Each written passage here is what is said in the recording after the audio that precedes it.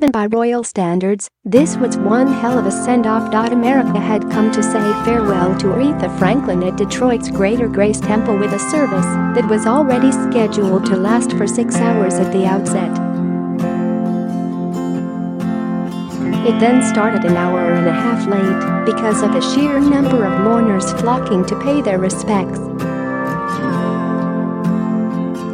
As a result, the metropolis of music and motors began its exhaustive tribute to the Queen of Soul yesterday morning, and it was still going strong long into the afternoon. Detroit was determined to show the world its own version of a state funeral, with a cavalcade of pink Cadillacs, of homage to Aretha's 1985 hit Freeway of Love, in which she sang "Riding in My Pink Cadillac," and ex-president, whole pews of charismatic pastors and preachers plus numerous celebrities swaying self-consciously to the gleefully infectious gospel vibe. Share this article. Share. What we all really wanted to hear, of course, was the music. For a talent of this magnitude, a prodigy who had her first record deal at 12 and was still packing halls in her 70s, a diva hailed by Rolling Stone magazine as the greatest singer of all time, there was going to have to be some pretty exemplary music. No pressure, therefore, on this lengthy lineup of musical mourners, including Stevie Wonder, Smokey Robinson and Ariana Grande. First, however, came the tributes. Dozens of them. And they did not hold back. Aretha had been the daughter of a famous preacher, the Reverend Dr. C.L. Franklin. She was raised on fiery Bible-bashing and Sunday choirs. Representatives of what seemed to be every church and denomination in Detroit lined up to honor one of their own, and did so with great passion. 2 hours had passed before the performances finally kicked off, courtesy of country music star Faith Hill singing "What a Friend We Have in Jesus." Soon afterwards, the youthful Ariana Grande skipped on to sing "You Make Me Feel Like a Natural Woman," a Franklin hit decades before she was even born. The best seats in the house were reserved neither for musicians nor clergy but for politicians. As many speakers pointed out, Aretha Franklin's role as a pillar and symbol of the civil rights movement was every bit as important as her musical attributes.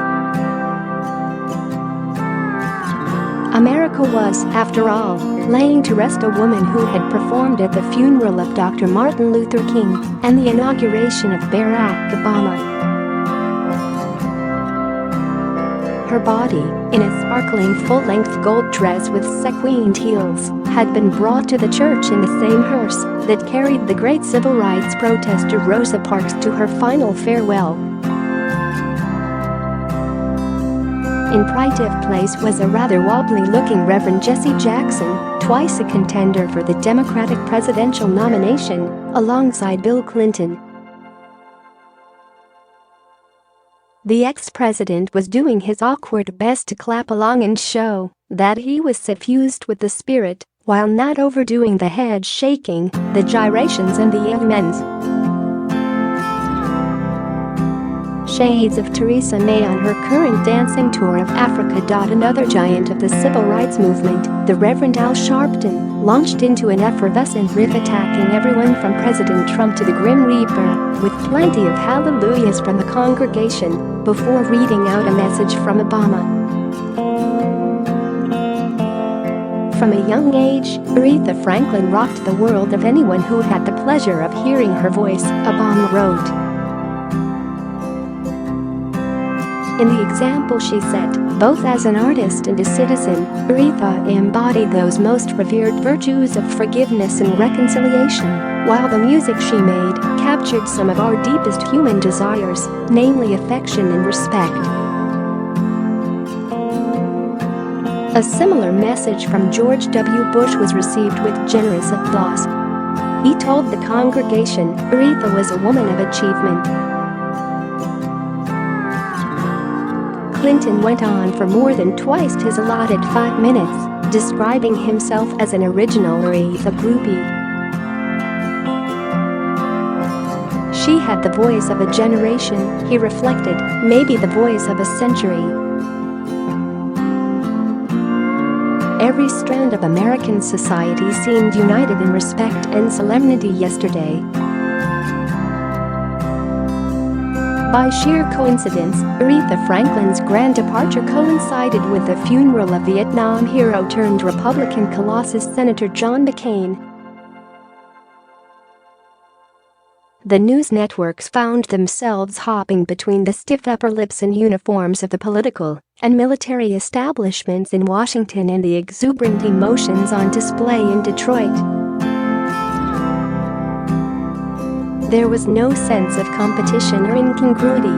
Rather, these two substantial commemorations seemed to complement each other handsomely. One person conspicuously absent from both events, of course, was the current president. The tributes to Aretha extended far beyond Detroit. Even that other queen over the water had a tribute of her own. Yesterday's Changing the Guard at Buckingham Palace broke off from the usual repertoire of marching favorites as the band of the Welsh Guards launched into Franklin's most famous hit.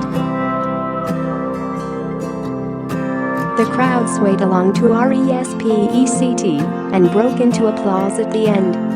British state occasions can be a little on the lengthy side, but none comes close to this bladder-busting celebration commemoration, more than twice the duration of the coronation. The local politicians were not going to miss out, however. Detroit's mayor took to the stage to announce that the city council would be renaming its most famous park Aretha Franklin Park.